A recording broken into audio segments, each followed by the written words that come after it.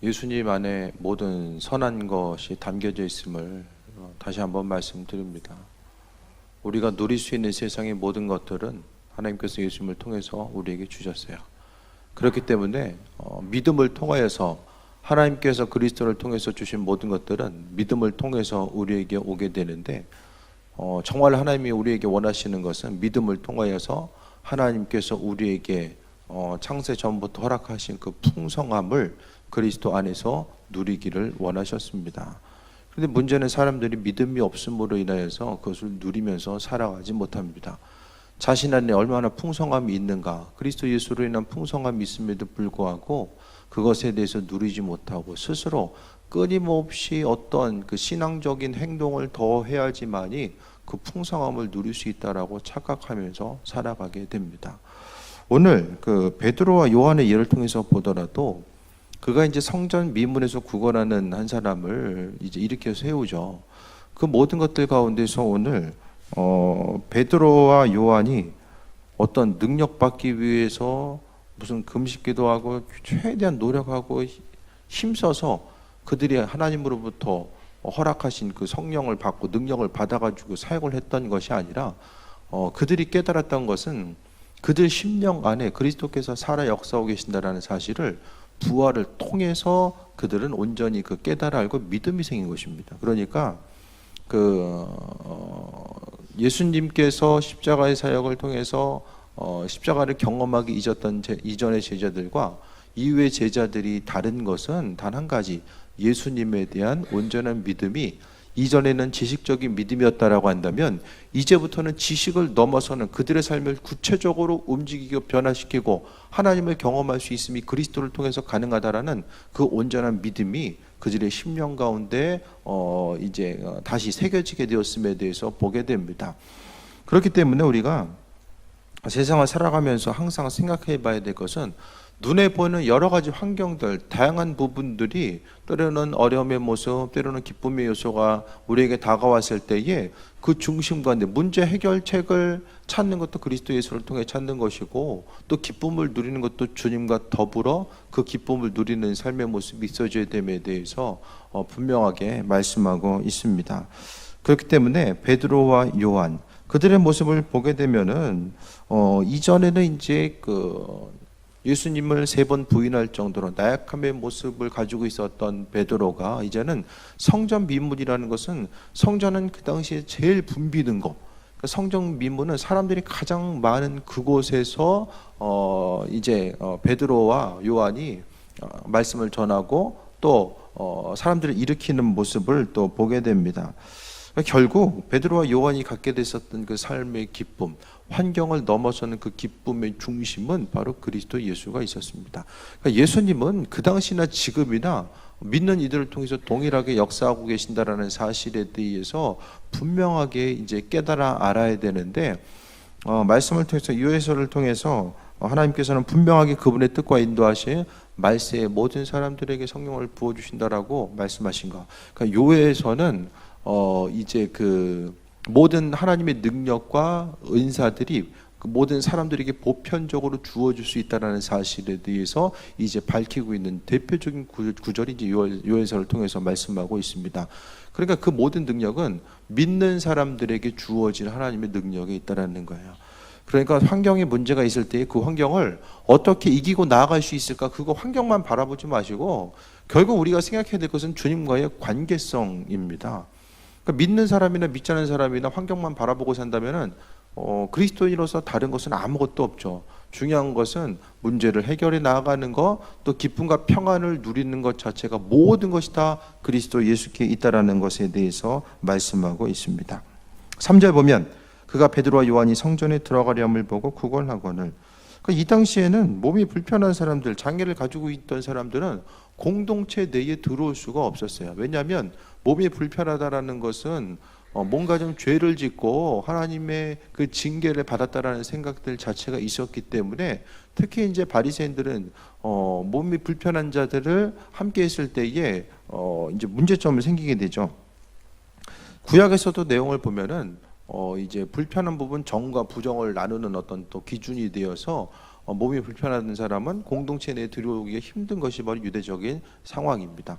그러니까 이 당시에 몸에 장애를 가졌다라는 것은 경제적으로 힘들고 심적으로도 여러 가지 고통을 가지고 살아갈 수밖에 없는 그 절박한 삶의 모습을 가지고 있었던 것이 또 대부분의 사람들의 모습입니다. 그러니까 이 당시의 사람들은 식민지 치하 가운데 너무나도 힘들고 어려운 삶을 살아가는 거예요. 그래서 많은 사람들이 고난에 있을 때 이 주님께서는 그분의 또 백성들 또 제자들을 통해서 그분의 살아 역사하심을 또 많은 이들에게 비춰주셨음에 대해서 보게 됩니다. 베드로와 요한과 더불어 주목하여 이르되 우리를 보라 하니, 요한과 베드로는 그냥 지나치지 않고 집중한 거예요. 왜냐하면은 시선이 달라진 거죠. 똑같이 구걸하는 사람들을 본다라고 할지라도 이제 대부분의 사람들은 그냥 돈이 필요해가지고 그냥 구걸하는구나, 그런 시선을 가지고 지나가는 사람들이 분명히 많이 있었을 거예요. 하지만은 오늘 베드로와 요한이 가지고 있었던 그들의 시선이 어떤 시선일까를 좀 생각해 볼 수 있게 되길 바랍니다. 그 안에 예수 그리스도가 있었기 때문에 바로 베드로와 요한은 예수 그리스도의 시선을 통해서 바로 세상을 바라본 거예요. 그러니까 오늘 다시 말씀드리면은 이 구걸하고 있는 한 사람을 바라보는 것은 바로 베드로와 요한이 아니라 바로 그리스도 자신께서 이 걷지 못한 한 사람을 바라보고 계신다라는 거예요. 우리는 삶의 여정 가운데 철저하게 그리스도 예수를 경험할 수 있어야만 합니다. 내 안에 계신 그리스도 예수에 대해서 발견할 뿐만 아니라 다른 사람들 안에 역사하셔서 그 사람들을 통해서 나와 함께 하시고 예비하시는 그분을 항상 발견할 수 있어야만 합니다. 그러니까 내가 주변을 바라보는 것, 그리스도를 통해서 내가 세상 모든 것을 바라봐야 되고 그분의 인도하심과 예비하심을 바라보는 거야. 그러니까 야고보와 요한은 그리스도의 그 안에 그리스도께서 계셨기 때문에 그리스도께서 야고보와 요한을 통해서 이 안진뱅이 한 사람을 사랑으로 바라보시고 그의 쓸 것을 또 필요한 것을 공급해 주시는 역할을 오늘 본문을 통해서 감당하고 있음에 대해서 보게 됩니다. 우리가 살아가고 있는 사역의 대부분의 모습이 바로 이와 같아야 됨을 이야기합니다. 우리는 주의 뜻대로 움직이고 행한다라고 하지만 스스로의 노력과 열심 가지고는 우리는 아무것도 할 수 없다라는 사실을 우리는 깨달아 알아야 돼요. 그러니까 율법을 볼 때마다 성경 내용 하나하나 볼 때마다 우리는 절망할 수밖에 없습니다. 하지만 그 절망이 절망으로 끝나는 것이 아니라 그리스도 예수를 바라보는 거죠. 전도서를 통해서도 모든 것이 헛되고 헛되다라고 말씀하잖아요. 그런데 모든 것이 헛되고 헛되다라는 것은 세상 것만 바라보면 헛되지만은 그것은 그리스도 예수를 배제한 채로 세상을 바라봤을 때는 모든 것이 다 헛될 수밖에 없다라는 사실에 대해서 이야기하고 있습니다. 그러니까 우리는 철저하게 어떤 일, 주의 일을 감당하고 있어서도 마찬가지입니다. 종교 개혁 가운데서 가톨릭의 그 강력한 그 핵심적인 내용, 행위로 인해서 구원받는다고 하는 그 핵심적인 내용을 깨뜨렸던 루터, 또 주의 일에 쓰임받았던 수많은 사람들, 또 예를 들어서 5만 번 기도응답을 받았던 조지 밀러, 우리는 그와 같은 사람은 될 수 없어요. 힘쓰고 노력해서 되는 것이 아니라 그 안에 있었던 그리스도 예수, 조지 밀러 안에 있었던 그리스도 예수, 또 주의를 감당했었던 루터의 안에 있었던 그리스도 예수, 그 안에 있었던 그리스도 예수에 대해서 우리가 바라보고 또 간구하고 그분의 영이 내 안에 온전히 거하고자 했을 때 우리가 그와 같은 일들을 감당할 수 있다는 것입니다. 그러니까 주의를 감당함에 있어서도 마찬가지입니다. 내가 참 이거 하려고 한다 보니까 내가 힘과 능력이 없어가지고 이거 못하겠습니다라고 이야기하는 건 뭐예요? 근본이 잘못된 거죠. 왜? 내가 하는 게 아니기 때문에. 그게 가장 옳은 대답이면서도 가장 잘못된 대답인 거예요. 오늘 본문을 통해서 베드로와 요한이 이 안진뱅이를 일으킨 게 아니잖아요. 그러니까 우리가 주의를 감당하면서도 마찬가지입니다. 우리는 정말 많은 부분 절망하고 또 소망을 잃어버릴 때가 있어요.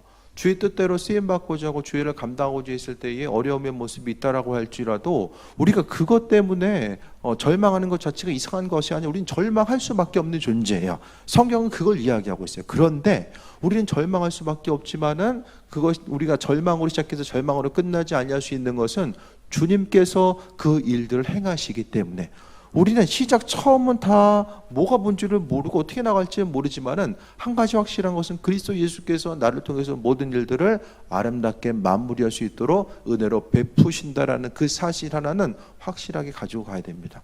그러니까 사람은 끊임없이 환경 가운데서 사단은 너 자신을 바라보라고 합니다. 마음속에서 그런 얘기를 할 거예요. 지금까지 안 되면 안 된 거야. 그 정도 기간 해서 해봤는데 안 되면은 앞으로 되겠어? 그런 생각을 끊임없이 불어넣어 주는 거예요. 어떤 일을 행함에 있어서 주체 자체가 나 자신에 대해서 끊임없이 그리스도 예수의 이름을 부르지만은 주의 일을 감당하든 세상적인 일 어떤 일을 행하든 간에 그 일들을 하고 하지 못하고의 주체가 그리스도 예수임에도 불구하고 내가 중심이 되어서 그 일들을 행하고 있다라는 사실을 끊임없이 불어넣게 됩니다. 그러니까 우리는 사단은 끊임없이 생각을 통해서 환경 가운데 어떤 뭐 시커먼 게 보인다고 그게 사단의 역사 그게 두려운 게 아니라 내 삶을 통해서 끊임없이 속삭이고 있고 또 그리스도 예수가 아니라 나 자신에게 계속해서 가능성을 두게 하고 나로 인해서 내 연약함으로 인해서 절망하게 하는 이 사단의 그 움직임, 그 속삭임에 우리는 항상 주의해야 됩니다. 그것을 우리가 받아들이면 사단은 밖에 있으면 사단이에요. 근데 그 사단이 우리 안에 들어오면 그때부터 이제 죄가 되고 악이 되는 거예요. 계속 떠다녀요. 그런 생각들은 그냥 주님과는 상관없는 생각들, 눈에 보이는 것들 가운데서도 인간적인 생각을 가지고 살아가는 그 모든 것들은 다 떠다녀요. 악한 것들이 떠다닌다라고 쉽게 생각하면 돼. 근데 그것을 내가 붙잡느냐? 사람이 붙잡으면 또 그게 그 사람 거 되는 거예요. 안 붙잡고 무시하고 이건 내게 속한 영역이 아니라 그리스도 예수께 속해 있다라는 사실에 대해서 담대하게 선포하면은 그것이 내 안에 계속해서 맴돌지 않습니다. 그 부분이 없으면 날마다 조울증환자 되는 거예요. 어젠 되는 것 같은데 오늘은 또 절망되고 또 내일은 어떻게 될지 모르고 그것이 아니라 끊임없이 우리는 붙잡아야 될 것과 붙잡지 말아야 될 것을 알아야만 합니다. 끊임없이 생각을 통해서 이게 사단은 계속해서 사람의 마음을 충동질하고 세상을 바라보게 하는 그 부분 가운데서 우리가 항상 마음의 중심을 가지고 살아가는 것.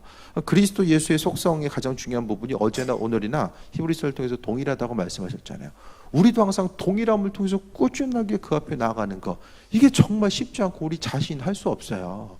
우리 자신은 환경이 변화되니까 우리는 본능적으로 환경에 맞춰가지고 움직이는 것. 바람 불면 갈대와 같이 계속해서 바람 부는 대로 흔들리는 것이 우리의 본성입니다. 하지만 내 안에 흔들리지 않는 중심 되시는 그리스도께서 내 안에 계시기 때문에 그분께 계속해서 집중하는 거예요. 내가 내 성품대로 살아가지 아니하고 그리스도 예수를 통해서 세상을 바라보고자 하는 것.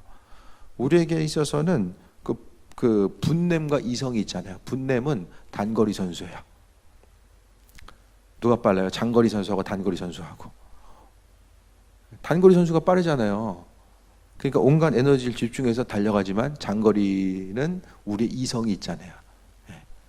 우리가 가지고 있는 이성. 그러니까 이성이 이제 순간 불을 해가지고 이제 폭발시켰더라도 좀 지나면 그게 오래 가지 못하잖아요. 단거리 선수기 때문에 오래 못 가는 거예요. 장거리 선수는 이성이 너 왜 그랬어? 나중에 이야기하잖아요.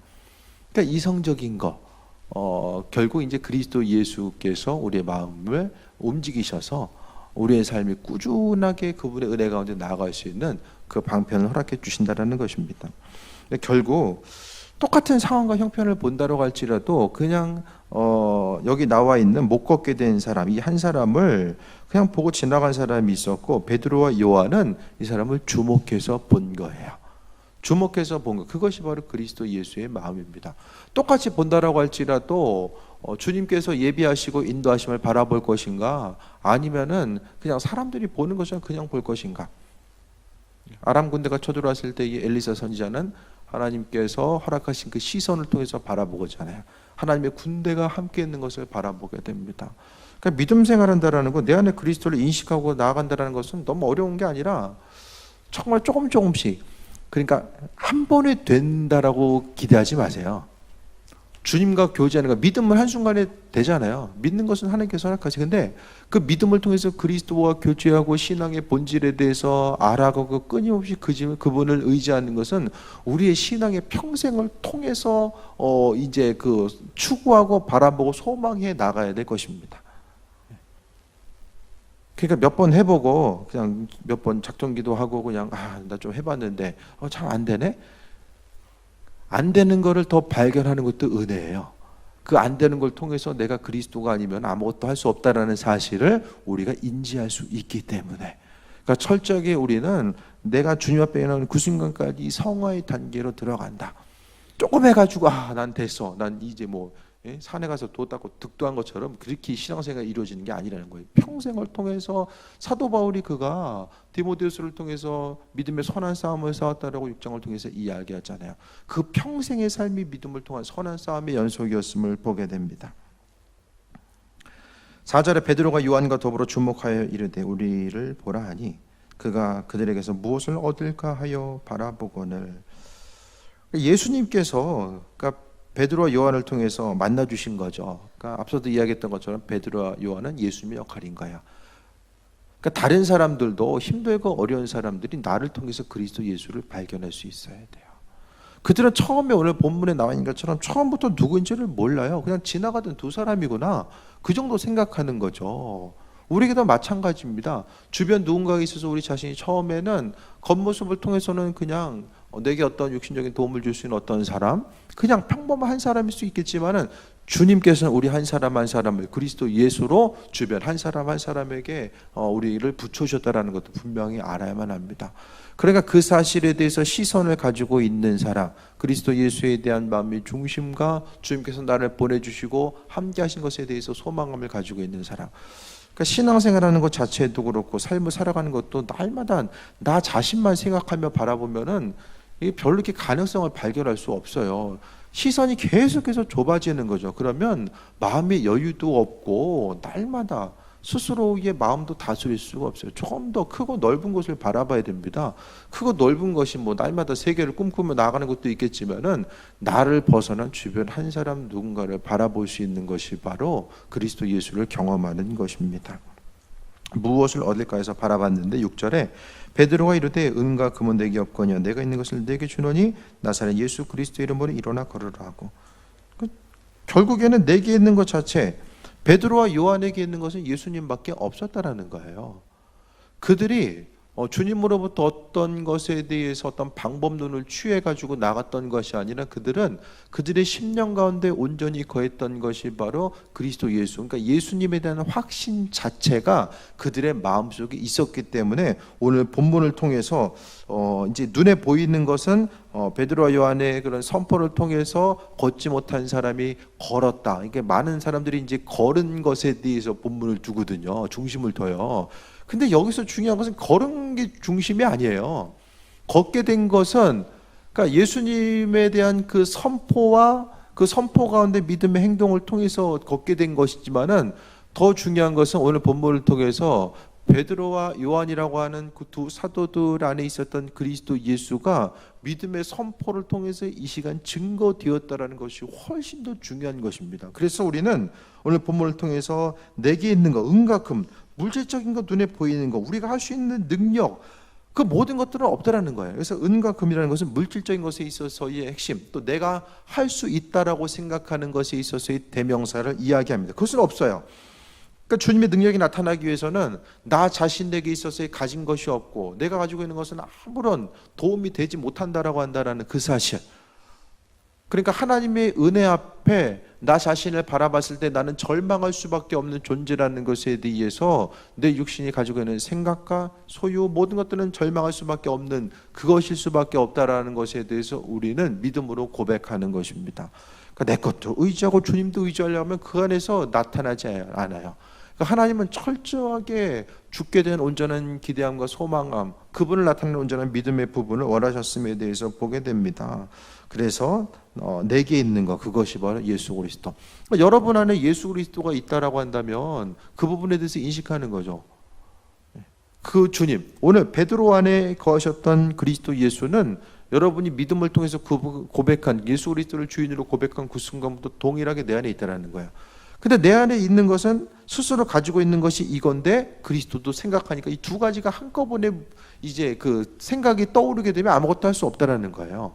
오로지 내가 할 수 있는 것은 그리스도 예수, 내 안에 있는 온전한 존귀하신 이름은 그리스도 예수밖에 없다라는 사실에 대해서 생각하고 믿음으로 선포하고 일어나 걸으라 라고 이야기합니다. 그것은 누가 얘기한 거예요? 예수님이 이야기한 거죠. 우리는 쓰임받는 거죠. 스피커로.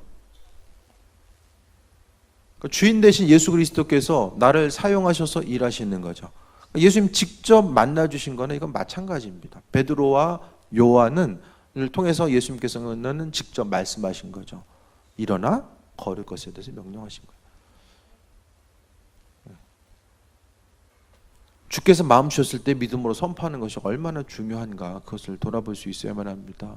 나 자신의 체면과 또 나 자신의 어떤 이성적인 사고로 인해서 주께서 명령하시는 그 부분, 내게 마음 주시는 부분에 대해서 무시한다면은 우리는 절대로 하나님의 이 시간 살아계심과 역사하심을 경험할 수 없다라는 것을 우리는 알아야만 합니다.